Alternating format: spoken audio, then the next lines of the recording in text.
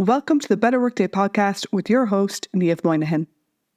So I've managed to put in place a morning routine that really works for me, and I'm starting my workday with the right amount of energy and motivation. But I find once I get down to work, I'm not as productive as I thought I would be. And by the middle of the day or the middle of the week, I've lost my motivation and I'm just tired. Niamh, what can I do to keep my energy and motivation flowing throughout my day?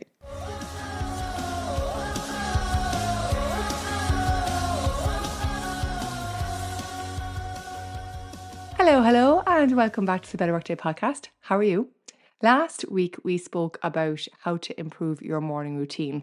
And in this episode, I want to extend on that and take a look at how to find balance in the day overall so that you get the job done, you achieve what you want to do, but you still have enough energy left at the end of the day. I think we've all experienced those weeks where you start the week off with a huge amount of energy, you go full steam, and then by Wednesday, you feel like it should be Friday, and the rest of the week suffers. So, what I want to do is give you some ideas to find balance over the course of the days and weeks so that we can consistently bring our best selves to work. And best means different things on different days. I always say if you try to do better than your best, you're going to end up burning out. Because it's not just about the time that you have available, it's also about how much energy you have, what things you have to pay attention to, whether that's at work or at home. And so there's a whole range of factors that influence what your best can look like. So what we want to do is make sure that we are working with what we have, that we're making the most of the energy and the time and the headspace that we have, and that we're not running ourselves down at the start of the week or on one particular day to the detriment of the days to come. And the first thing I'd like to cover on this topic is the fact that your workday is not meant to be a consistent level of high performance or high productivity. I think there's an illusion sometimes that high performance people are super productive all day long, from the minute that they log into work in the morning until the minute they clock off in the evening. And that's not the case.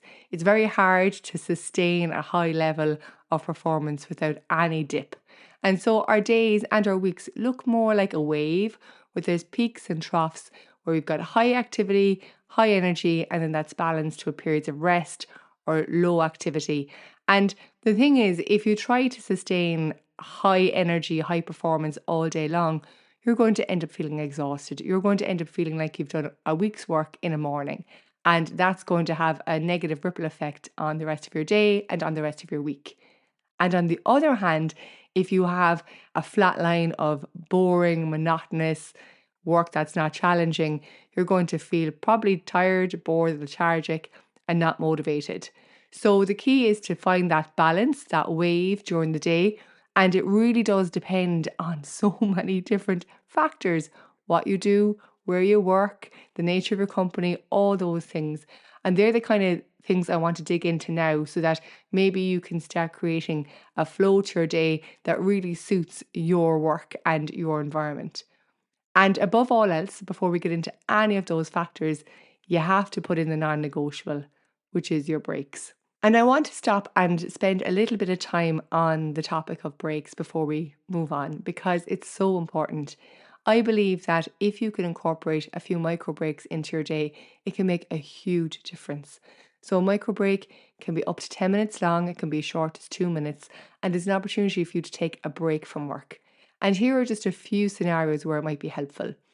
If you are having a lot of different conversations with a lot of people during the day, that might be in meetings or could even be in email or on Teams or Slack. You have to switch context for every single conversation, and that can be quite tiring. So to take a minute or two in between those conversations allows you to recharge and to refocus and to return back to the next conversation with more intention.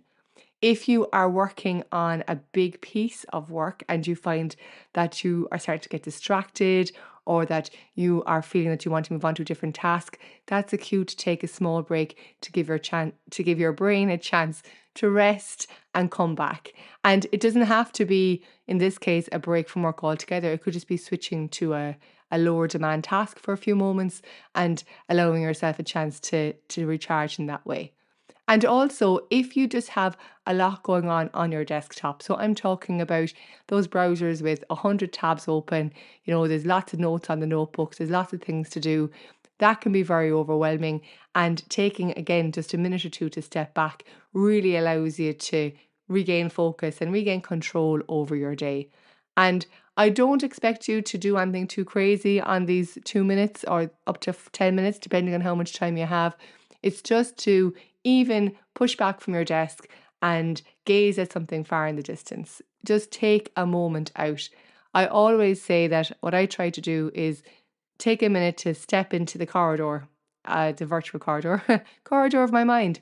Take a minute to step into the corridor and look at what's ahead and all the different doors that are there, which are all the different demands on your day, and intentionally step into the next room as opposed to being pulled from one to the next. So really taking those moments to pause and to decide on your next action and give yourself a chance to recalibrate or reset is really, really important. So in every routine for the day, for the week, for the month, I want breaks to be the foundation. They should be the outline, the structure that everything else then fits in around, because they really do help you to perform your best and to prevent burning out and feeling exhausted, which is very, very important. And once you have your breaks covered, it's time to look at how you design the rest of your day based on the nature of your job. So here are some of the different factors that you might consider, and this isn't an extensive list, it's just to get you started. So the first is, how responsive is your role versus how planned can it be? There are some people who can tell for the next week, 2 week, or even 3 weeks what their days and weeks look like for the most part. So you could maybe plan for 50-60% of your day, which is a lot. And there are other people, for example, if you work in customer success or customer service, your role is very responsive. So it really depends on what's coming into your mailbox that day. And knowing which kind of job you have is the first step in designing a routine that works for you. Because there's no point you following all the time management and productivity advice for a role that has a high degree of planning in advance if your role is really responsive, and vice versa. So, for example, if you have a reactive day, right? So you're really responding to other people.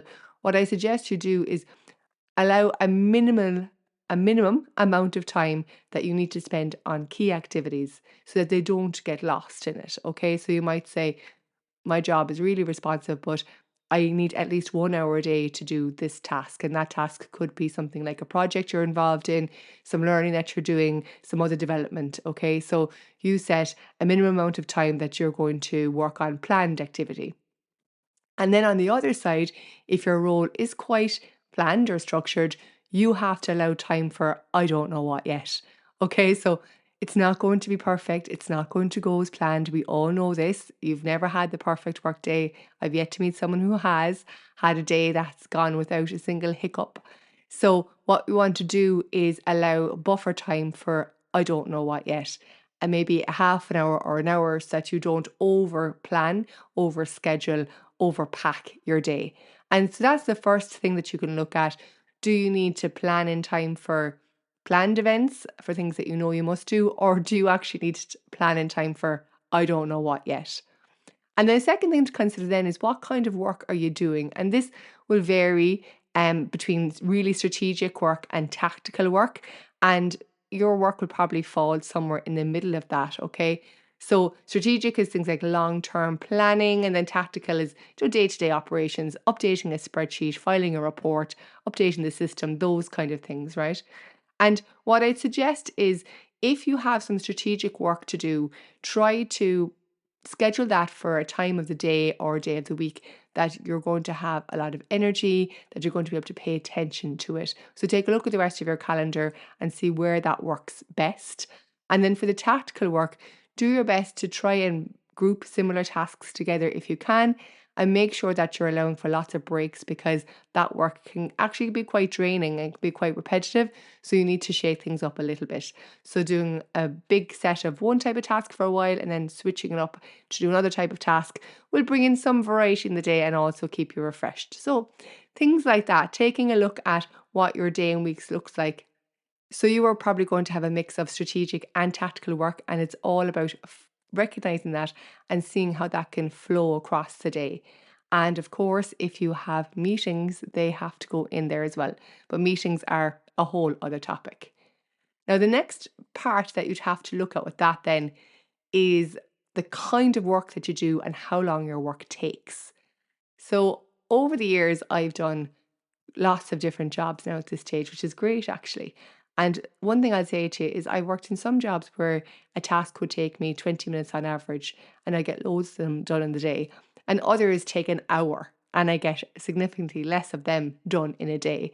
And we rarely, I think, stop to consider how long our work takes and, knowing that how we should plan across the week.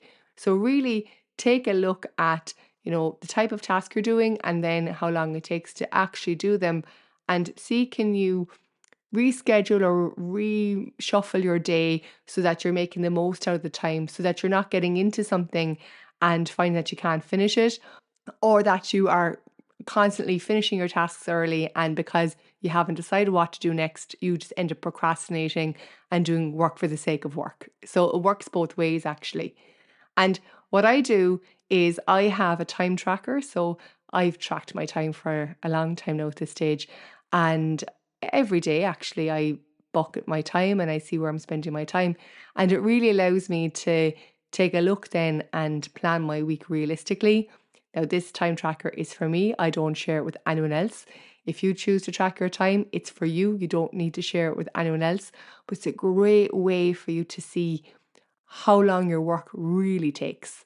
And then you're better able to plan your day, plan your week around it. And the next part for me then is to consider in the type of work that do you do a lot of solo work or a lot of work with others? So I'm a big fan of reading different productivity books and books on time management. And sometimes it strikes me that it seems to be for people who do a lot of solo work. So they can do the work on their own without much interaction with others. But in reality, a lot of you probably work in a team. There's other people that you have to deal with. You're waiting on something from someone, you have to deliver something to somebody else. And that really creates a different dynamic for the day because you're not working in just your bubble. All of their days are also impacting your day. And this kind of goes back to the I don't know what yet and the buffer time. So if you have solo work, I think you can probably plan your day a little bit better.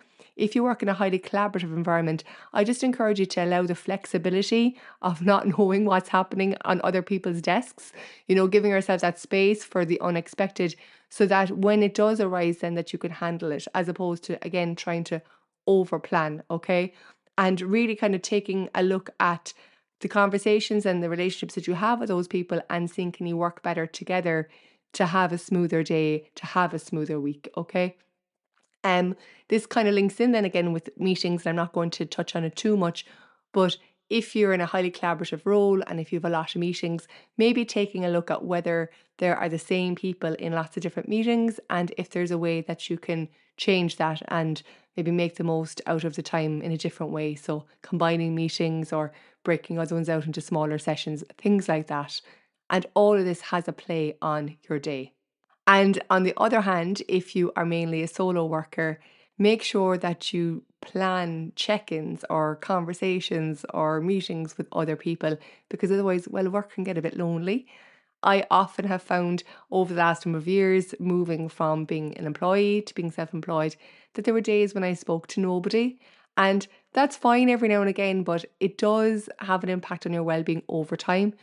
So if you are a solo worker, take steps to make sure that you do have connection, that you do have conversations with other people, please, because it's not nice to always be working on your own. So these are just some of the factors you'd be considering. Okay, so what's the nature of your work? Is it responsive versus highly planned? Is it strategic or tactical? What kind of work do you do? How long does it take? Who do you have to work with? And you can see now that my daily routine or my weekly routine won't look the same as yours. And some people will have the same routine every weekday. Others will find that it follows a monthly cycle, and others will find that it follows a quarterly cycle. And that's fine. It's just about recognizing it so that you can then put the other measures in place outside of your workday to support it. And here's where we look at, what happens before and after work. If your work day is busy, then obviously you're going to feel the effect of that after work, and you need to make sure that you're taking care of yourself in different ways, such as eating well and moving and getting the support that you need. And really kind of winding down after work is key here, so that you're not bringing work with you. I always say that you can work a long day, and if you finish when you finish, as in you're not thinking about work after you finish, you'll be in much better position than if you work a 6-hour day and for the rest of the evening you're still thinking about work and you're still lying in bed worried about work. Okay, it's not always about the amount of hours we work. Often it's about how long we spend thinking and pondering work outside of those hours that can have an impact on our well-being. So do take a look at your life overall and see if your work is supporting your life, and also if your lifestyle is supporting your working week. And there might be changes that you'd make during different times of the month or quarter, as I said, to improve that. With all this in mind, I think it's important to call out the fact that designing your daily routine at work depends on how much autonomy you have over your working day. I do know that some people are required to, log in on the clock at a specific time. They've got very, very strict KPIs and metrics that they have to meet every single day. It's very, very task driven, low level of autonomy, and you're not going to be able to make as many changes to your day as if you had more flexibility and more control over your work. And look, that just depends on the kind of work that you do. But what I would say is, regardless of the level of autonomy you have over the work itself, you can decide what to do on your break. You can decide what to do before work. You can decide what to do after work. You can decide how you show up in the task.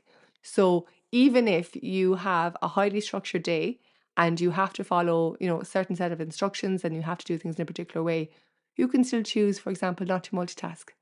You can still choose to leave the other tabs closed on the browser. You can still choose not to check your phone so that you're not getting distracted and getting overwhelmed with other things. So even in those roles, there are changes you can make. So I do want to leave you with an exercise, a bit of homework, we'll say, for this week. And here are 3 things that I like you to do. So it's 3 steps. So step 1, I want you to evaluate your current daily and weekly routine. That can be simple as, from today for the next couple of days, jotting down what you're doing, when you're doing it, how well it's working, and just take some notes. It doesn't have to be fancy, and nobody has to see it except for you.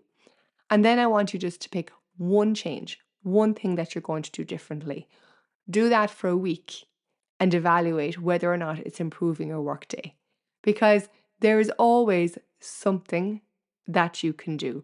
Last week we looked at the morning. Today we're looking at the day or the week overall. And these small changes, they may seem not that much at the start, but once you embed them and implement them day after day after day, they do create a lovely positive ripple effect. So I do hope that you take that action. I hope you found this episode helpful. Next week, we're going to be talking about how to do a digital declutter at work. So I hope to have you back for that. Please share this episode with a colleague or a friend who you think would find it helpful. And until next time, stay well and have a better workday. Thank you for tuning in. We hope you enjoyed this episode. The Better Workday podcast is about helping you have a better workday. So we'd love to hear your thoughts and questions. You can find our social media details as well as any references from this episode in the show notes.